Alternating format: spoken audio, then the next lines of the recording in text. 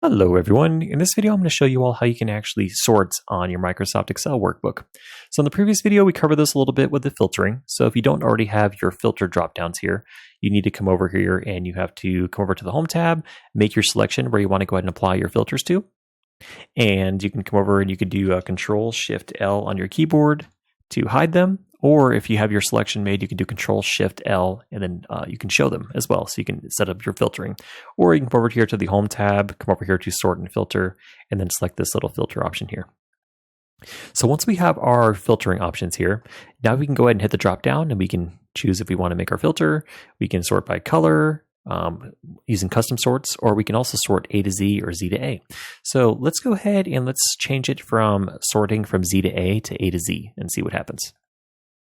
Okay, so you can see that it not only changed this column here, it changed all of the associated values. So the entire rows ended up getting sorted, not just the individual cells. So now you can see all the values for dog food got changed. Same thing for entertainment, same thing for food, and so on. So that is one of the easiest ways to be able to sort. Now there is another way that you can do this. Let's say that we go ahead and we remove the filtering option. We can actually come over here and we can do this.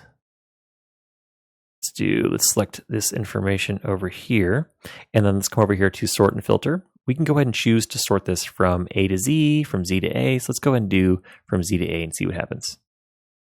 Okay, so you can see that it did the same exact thing that we did before with the filtering, except now all I did is I just made this little selection, and then I came over here to sort and filter, and I just selected to sort it to A to Z, or I'm sorry, from Z to A.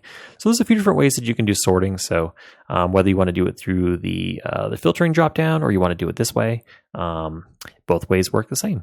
So I hope you guys found this video helpful.